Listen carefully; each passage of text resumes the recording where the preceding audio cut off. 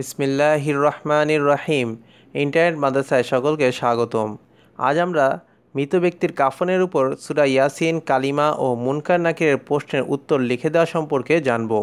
কোনো এলাকায় এই প্রচলন রয়েছে, মাইয়েতের কাফনের উপর সূরা ইয়াসিন, কালিমা ও মুনকার নাকিরের প্রশ্নের উত্তর লিখে দেওয়া হয়। এটি সম্পূর্ণ মন গড়া রসম ও বিদাত।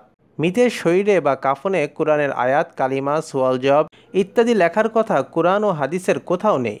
নবীজি রাসূলুল্লাহ সাল্লাল্লাহু আলাইহি সাল্লাম, সাহাবে, তাবিঈন কোনো যুগেই এমন কিছুর প্রচলন ছিল না। এর দ্বারা মৃতের কোনো উপকার হয় না। সুতরাং এ মন গড়া রসম ও বিদআত অবশ্যই পরিত্যাজ্য। তাছাড়া কাফনে সূরা ইয়াসিন, কালিমা ইত্যাদি লেখা হলে লাশ যখন গলে যাবে তখন কাফনের লেখা নাপাক মিশ্রিত হয়ে যাবে এবং এগুলোর অসম্মানী হবে। সুতরাং এটি করা যাবে না। আর মনে রাখা চাই, কবরের সোয়াল জবাব কাফনে লেখা বা মুখস্থ করার বিষয় নয়, এটি আমলের বিষয়।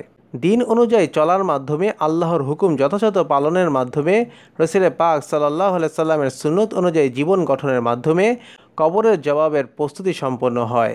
কবরের আযাব থেকে বাঁচার ও আখিরাতে নাজাত পাওয়ার জন্য যা করা দরকার তা না করে এ সকল অর্থহীন রসম রেওয়াজের পিছে পড়া আর মনে করা আল্লাহ এর মাধ্যমে নাজাত দিবেন, তা মূর্খতা বই কিছুই নয়, যা দিন সম্পর্কে অজ্ঞতার ফল। হাদিস শরীফে এসেছে, আল কাইয়িসু মান দানা নাফসাহু আমিলা লিমা বাদাল মাউত ওয়াল আজিজু মান আতবা নাফসাহু হাওয়াহা ওয়া তামান্না আলাল্লাহ। বিচক্ষণ ওই ব্যক্তি যে নিজের হিসাব নেয় এবং মৃত্যুর পরের জন্য আমল করে। পক্ষান্তরে অক্ষম ওই ব্যক্তি যে নিজেকে প্রবৃত্তির অনুসারী করে আর আল্লাহ তাআলা সম্পর্কে অলিক আশা পোষণ করে। জামে তিরমিজি হাদিস নাম্বার 2459, সুনানে ইবনে মাজাহ হাদিস নাম্বার 4260। আল্লাহ সুবহানাহু ওয়া তাআলা আমাদেরকে এই সকল রসম রেওয়াজ থেকে বেঁচে থাকার তৌফিক দান করেন। ওয়ামা আলাইনা ইল্লাল বালাগ। আসসালামু আলাইকুম ওয়া রাহমাতুল্লাহি ওয়া বারাকাতুহু।